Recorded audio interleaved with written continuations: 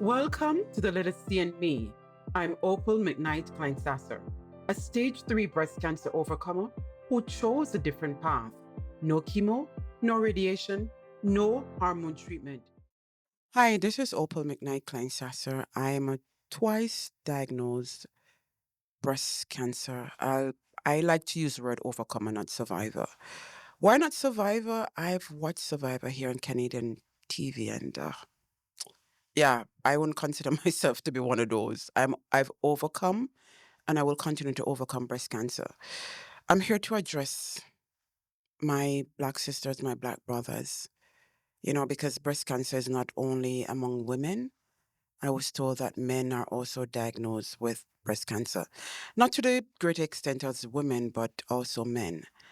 I'm here to destigmatize, and destigmatize means to remove the shame and disgrace from something or someone. And yes, I Googled it. Yeah, I didn't know how to explain it, but I did Google it. So just to let you know that it's nothing to be ashamed about. I didn't go to Walmart or Superstore or Costco for something and I picked up the wrong thing. I didn't, and I remember the first time I was diagnosed and I told my aunt, she was also diagnosed. She wasn't able to go to my mom's funeral, December 2020, because she had to do radiation treatment. And I remember when I told her I'm going to put it on Facebook, and she wasn't a happy camper at all. Why you put it on Facebook? It's nobody's business. And, you know, and so we tend to hide these things. And I remember there was a famous movie star or TV personality in England that had breast cancer and she came out all over the news. Of course, she's no longer with us.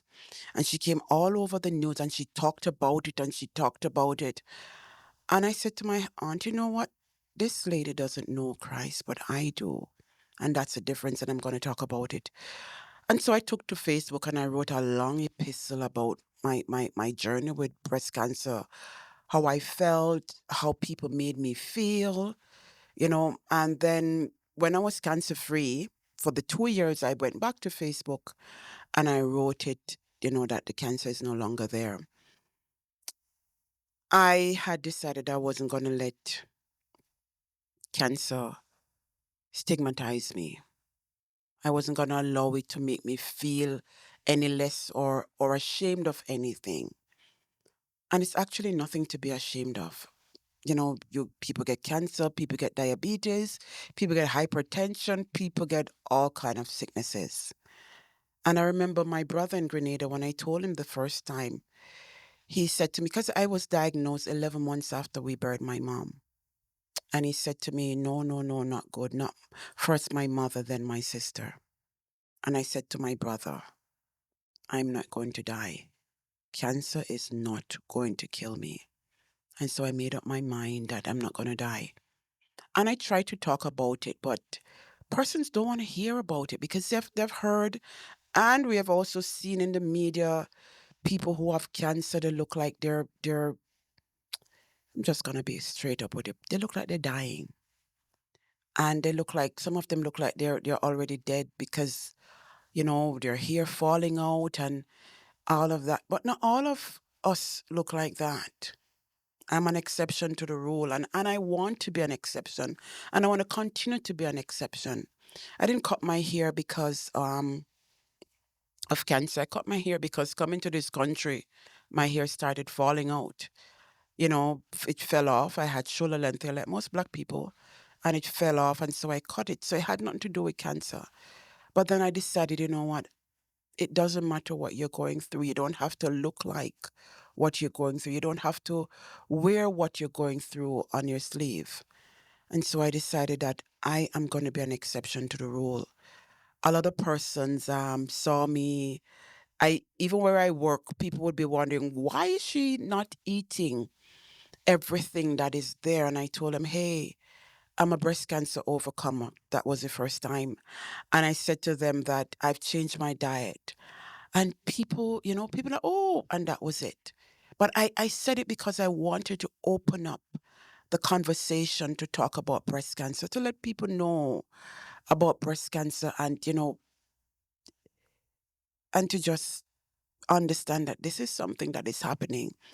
I don't know the statistics. I don't read the statistics. I don't care about the statistics. But the little I've heard is that there's so many diagnoses of breast cancer. Everywhere you go, everybody's breast cancer is breast cancer. I've one of my coworkers from the bank in Jamaica I used to work with, and my cousin, they know persons who have breast cancer, and I said, give them my number.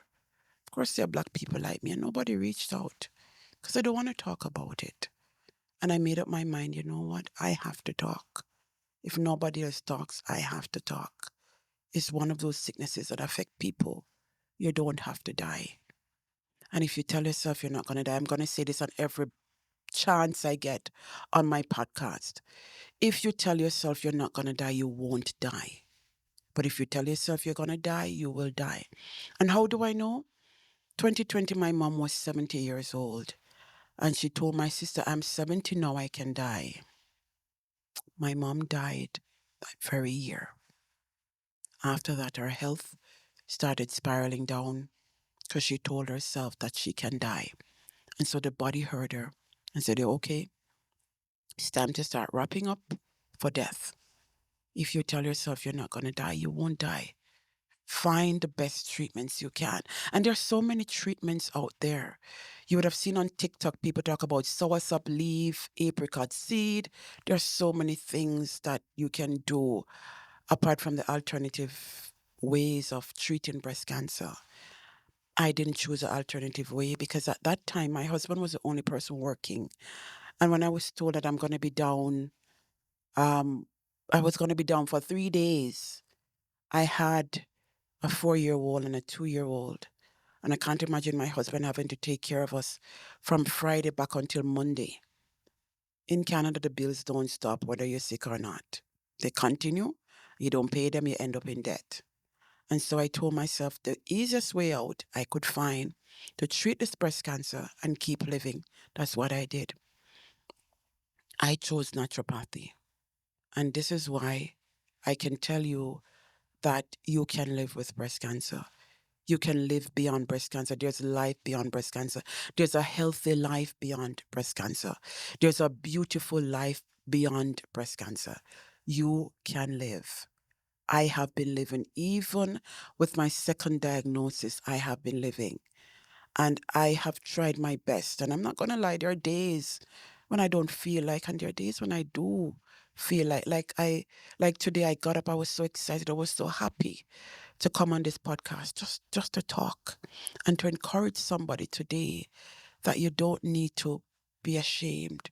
You don't need to sit in a corner and die or cry. And I was looking back through some stuff that I got from the hospital, and there are groups for cancer. You learn to paint and you learn to do so many things because people realize that just like any other community, we need support.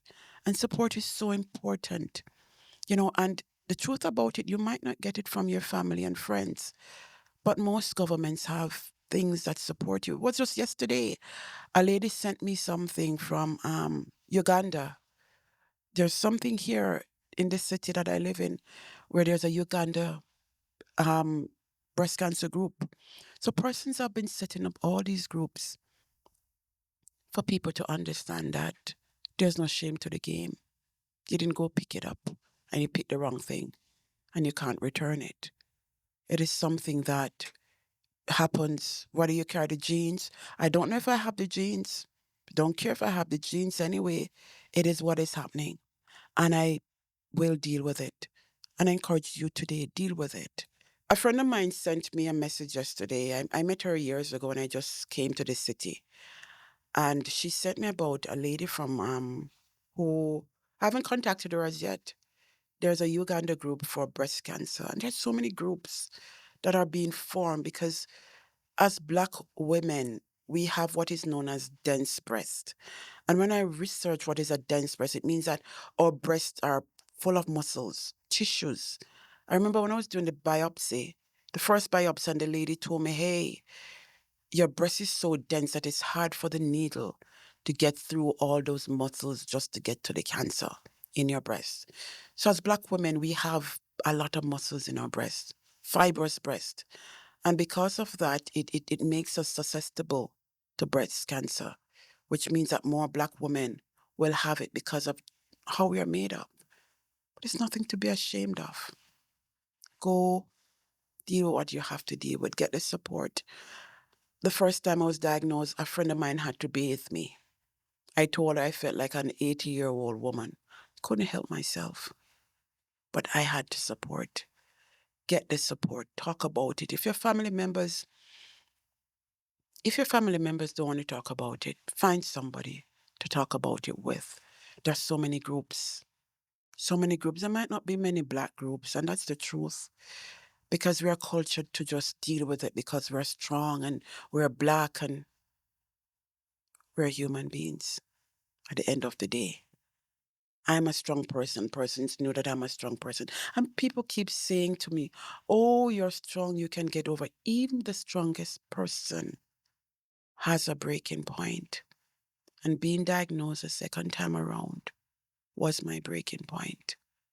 Was the breaking point wherein I was in shock. I was disappointed. I just didn't know what to do. Mentally, it was hard. And I know it's hard for you. I know it's hard because we're from a community that don't talk about it.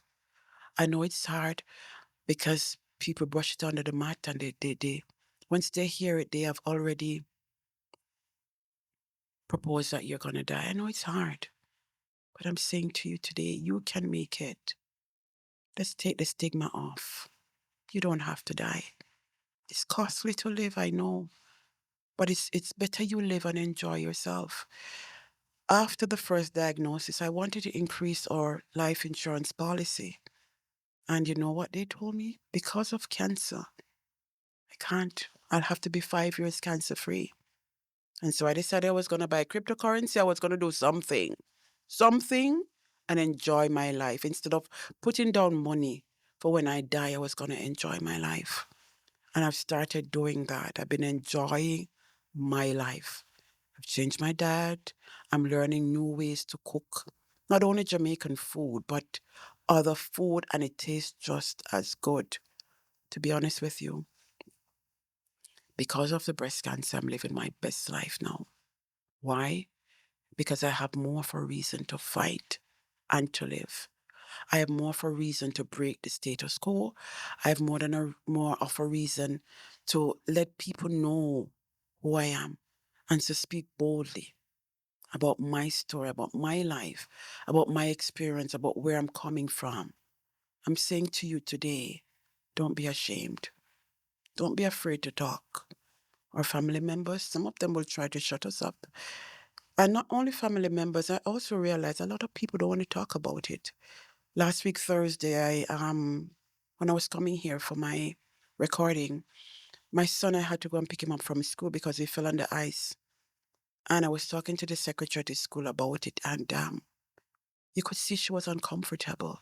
And it wasn't my intention to make her feel uncomfortable. And that's why I started talking about it, because I wanted people to feel, this is just another topic.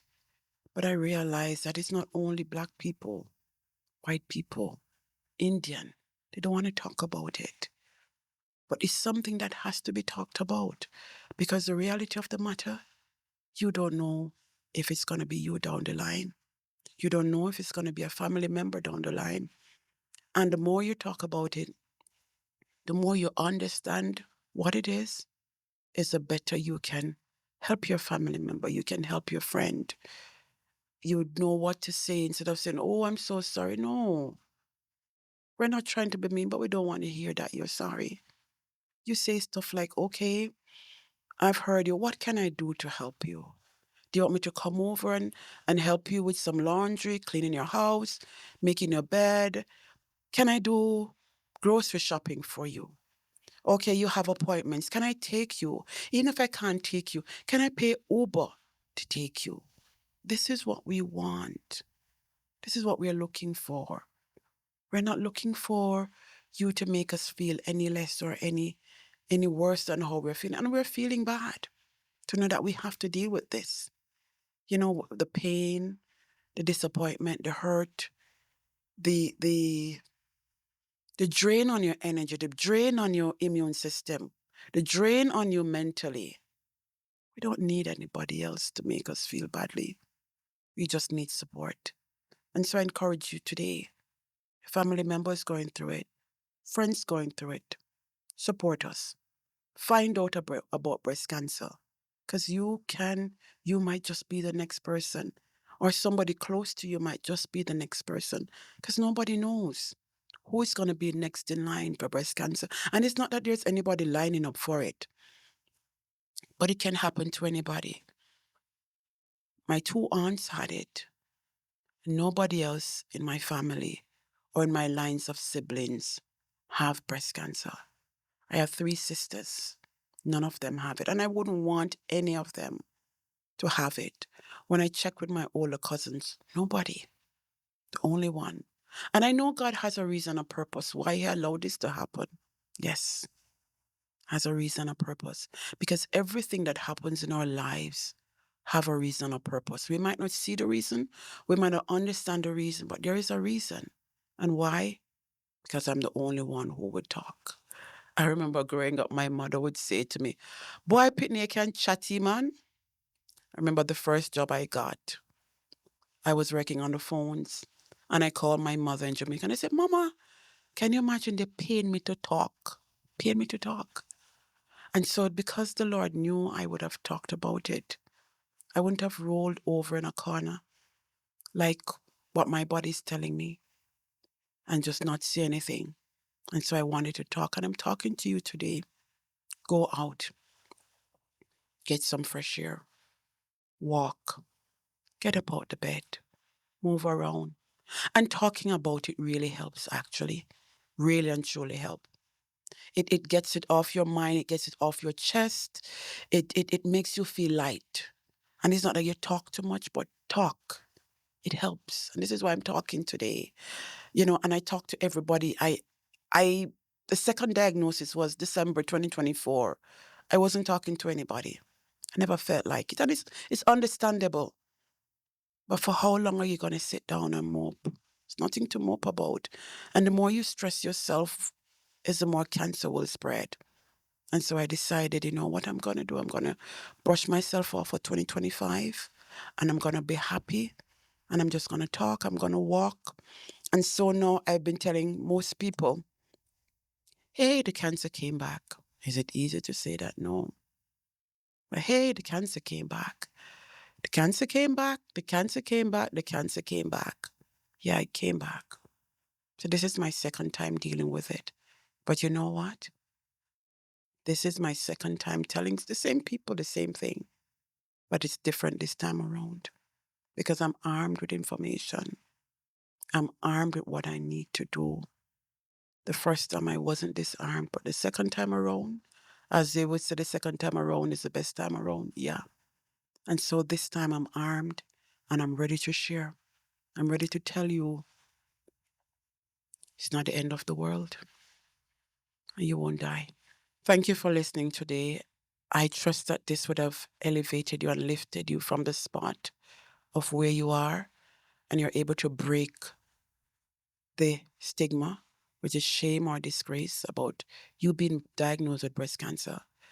And I'll talk to you another time on my next episode. You take care. Thanks for tuning in to The Little C and Me. Remember, overcoming breast cancer is possible without fear, stigma, or compromise. Find more tips on our YouTube channel.